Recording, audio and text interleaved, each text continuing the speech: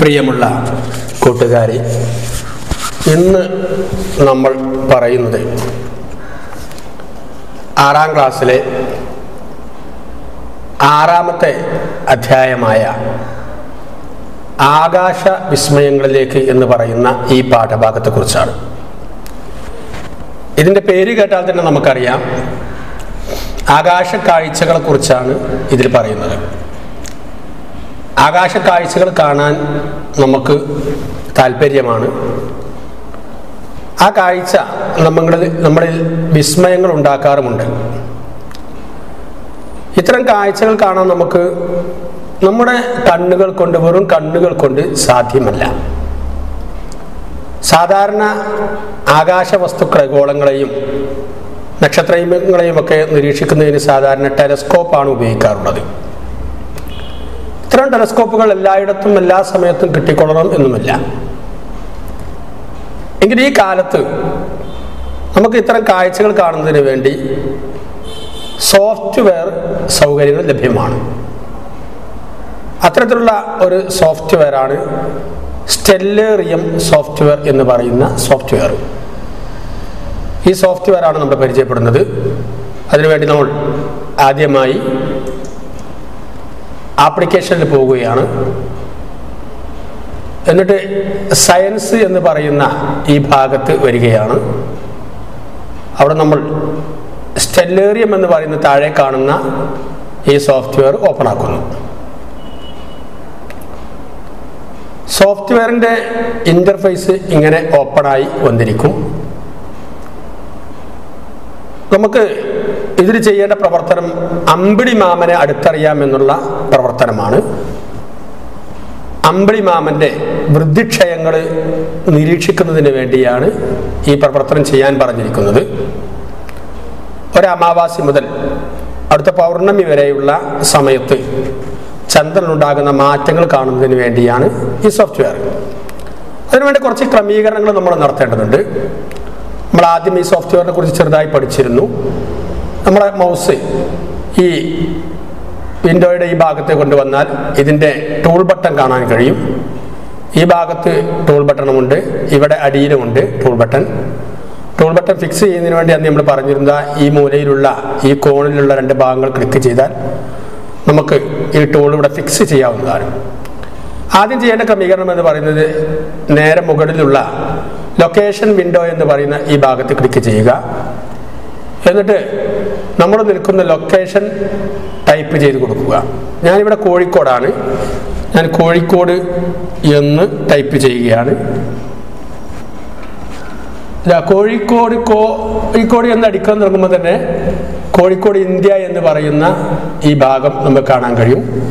അവിടെ നമ്മൾ Kozhikode India select ചെയ്ത് കൊടുത്താൽ നമുക്ക് നമ്മുടെ ലൊക്കേഷൻ കോഴിക്കോട് ഇന്ത്യ ആയി മാറുന്നതാണ്. എന്നിട്ട് ഈ ഭാഗം നമ്മൾ ക്ലോസ് ചെയ്യുക. ഇനി നമുക്ക് വേണ്ടത് ഡേറ്റ് ആൻഡ് ടൈം വിൻഡോ എന്ന് പറയുന്ന ഈ 2ാമത്തെ വിൻഡോ ക്ലിക്ക് ചെയ്യുക. എന്നിട്ട് ഞാൻ ഇത് പരീക്ഷിക്കുന്ന സമയം 2018 11ാം മാസം 20ാം തീയതിയാണ്.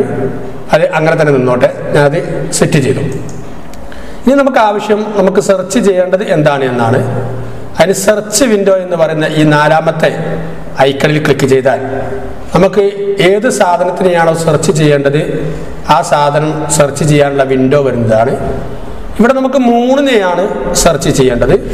അവിടെ നമ്മൾ മൂൺ എന്ന് ടൈപ്പ് ചെയ്ത് കൊടുക്കുക. മൂൺ എന്ന് പറയുന്ന ചന്ദ്രനെയാണ് നമ്മൾ സെർച്ച് ചെയ്യുന്നത്. ചന്ദ്രൻ, മൂൺ എന്ന് സെർച്ച് ചെയ്ത് കൊടുക്കുക. എന്നിട്ട് ഇവിടെ ഈ സെർച്ച് ഐക്കണിൽ ക്ലിക്ക് ചെയ്താൽ ഇതാ ഇങ്ങനെ ഒരു വിൻഡോ വരും. അപ്പോൾ നിങ്ങൾ അടിഭാഗത്ത് ചെന്നിട്ട് ഈ ഭൂമി നമുക്ക് കാണണ്ട എന്നുണ്ടെങ്കിൽ ഇതാ ഈ ഭാഗം ഒന്ന് ക്ലിക്ക് ചെയ്ത് കൊടുത്താൽ ഇവിടെ നമുക്ക് ആകാശത്ത് മൂണിനെ കാണാവുന്നതാണ്. ഈ സമയത്തുള്ള മൂണിനെ നമുക്ക് കാണാവുന്നതാണ്. ഈ കാണുന്ന ഈ വിൻഡോയെ ഈ ഐക്കണിൽ ക്ലിക്ക് ചെയ്താൽ നമുക്ക് മൂണിനെ അവിടെ സെൻറ്ററിൽ ഫിക്സ് ചെയ്ത് വെക്കാവുന്നതാണ്. ഇങ്ങനെ ഒരു പ്രത്യേകതയുണ്ട്. അപ്പോൾ നമുക്ക് ഇവിടെ ഒന്ന് ക്ലിക്ക് ചെയ്താൽ ഇതിൻ്റെ ആ 4 മാർക്കുകളും പോകുന്നതാണ്. ഇനി നമുക്ക് നമ്മൾ ഈ ബട്ടൺ ഉപയോഗിച്ച്, നമ്മുടെ സ്ക്രോൾ ബട്ടൺ ഉപയോഗിച്ച് ഇതിനെ സൂം ഇന്നും സൂം ഔട്ടുമാക്കി നമുക്ക് മാറ്റാം. നമുക്കത് വലുതാക്കി എടുക്കണമെന്നൊരു സൂം ഇന്നാണ്. നമ്മുടെ മൗസിൻ്റെ സ്ക്രോൾ ബട്ടൺ അങ്ങോട്ടും ഇങ്ങോട്ടും ചലിപ്പിച്ചാൽ നമുക്കത് സൂം ഇന്നും സൂം ഔട്ടുമായി മാറുന്നത് കാണാം. ഇനി നോക്കൂ, ഇപ്പോൾ ഉള്ള ഡേറ്റ് ഞാൻ നോക്കുകയാണ്. ഡേറ്റ് ആൻഡ് ടൈം ക്ലിക്ക് ചെയ്തു, ഇവിടെ വന്നു. ഇതൊന്ന് ഇവിടെ ഇങ്ങോട്ട് ഡ്രാഗ് ചെയ്ത് വെക്കുകയാണ്. ഇപ്പം 2018 11-ാം മാസം 20-ാം തീയതി 6:56 കാണുന്ന മൂണിൻ്റെ ഒരു ചിത്രമാണ് ഈ കാണുന്നത്. ഇത് നമുക്ക് ഈ മൂണിലുണ്ടാകുന്ന വൃദ്ധിക്ഷയങ്ങൾ നോക്കൂ. ഇപ്പോൾ മൂണ് പൂർണ്ണാവസ്ഥയിലല്ല ഉള്ളത്. ഈ നമ്മൾ ഈ ഡേറ്റ് 20 എന്നുള്ളത് ഞാൻ ഒന്ന് കൂട്ടുകയാണ്. അടുത്ത പൗർണമി വരെ കുറേശ്ശെ ഇങ്ങനെ കൂട്ടിക്കൊടുത്താൽ ഇപ്പോൾ നോക്കൂ, ഇപ്പോൾ ഈ 20-ാം തീയതിയുള്ള ചന്ദ്രന്റെ ചിത്രമാണ് നമ്മൾ കാണുന്നത്. ഇനി ഞാൻ അതിനെ 21-ാം തീയതിയിലേക്ക് മാറ്റി നോക്കുകയാണ്. 21-ാം തീയതിയിലേക്ക് നോക്കൂ, ഇതിലുണ്ടാകുന്ന മാറ്റം നിങ്ങൾ ശ്രദ്ധിക്കുക.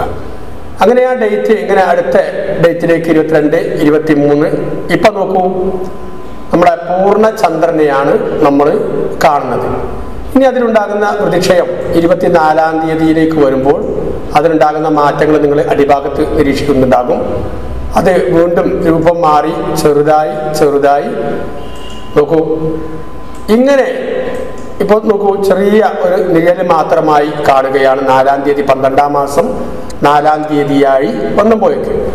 അപ്പോൾ ഇങ്ങനെ ഈ ചന്ദ്രൻ ഉണ്ടാകുന്ന വൃദ്ധിക്ഷയങ്ങൾ നമുക്ക് നേരിട്ട് നിരീക്ഷിക്കുന്നതിന് ഈ സ്റ്റെല്ലേറിയം സോഫ്റ്റ്വെയർ നമ്മളെ സഹായിക്കും. വീണ്ടും അതിതാ പൂർണ്ണ ചന്ദ്രനിലേക്ക് മാറുകയാണ്. നമ്മുടെ ഡേറ്റ് മാറ്റുന്നതിനനുസരിച്ച് 12-ാം മാസം 20-ാം തീയതി ആയപ്പോഴേക്കും 2 പൗർണമികൾ നമുക്ക് കാണാൻ കഴിഞ്ഞു. ഇപ്പോൾ നോക്കൂ, 22-ാം തീയതി ആയപ്പോഴേക്കും നമുക്ക് പൂർണ്ണചന്ദ്രനെ വീണ്ടും കാണാൻ കഴിഞ്ഞു. ഇങ്ങനെ ചന്ദ്രന്റെ പ്രതിക്ഷയങ്ങൾ ഒരുപാട് ദിവസം കാത്തു നിൽക്കാതെ നമുക്ക് നേരിട്ട് കാണുന്നതിന് വേണ്ടി ഈ സോഫ്റ്റ്വെയർ സഹായിക്കും. ടെക്സ്റ്റ് ബുക്കിൽ പറഞ്ഞ പ്രവർത്തനം, ഒരു അമാവാസി മുതൽ ഒരു പൗർണമി വരെയുള്ള ചന്ദ്രന്റെ ചിത്രം വരച്ച് ഓരോ ദിവസവും ഈ സ്റ്റെല്ലേറിയം സോഫ്റ്റ്വെയറിൽ കാണുന്ന ചന്ദ്രന്റെ രൂപം വരക്കുന്നതിന് വേണ്ടി, അടയാളപ്പെടുത്തുന്നതിന് വേണ്ടിയാണ് പറഞ്ഞിട്ടുള്ളത്. ഇത്തരം പ്രവർത്തനങ്ങൾ നമുക്ക് ആകാശ കാഴ്ചകളെ കുറിച്ച് കൂടുതൽ അറിയുന്നതിനും വിസ്മയങ്ങൾ സൃഷ്ടിക്കുന്നതിനും സഹായിക്കും. ഞാൻ നൽകുന്ന ഈ അറിവ് നിങ്ങൾക്ക് ഉപകാരപ്പെടുകയാണെങ്കിൽ നിങ്ങൾ എൻ്റെ ഈ ചാനൽ സബ്സ്ക്രൈബ് ചെയ്യുക. നിങ്ങളുടെ കൂട്ടുകാർക്ക് വേണ്ടി ഈ ചാനൽ ഷെയർ ചെയ്ത് കൊടുക്കുകയും ചെയ്യുക.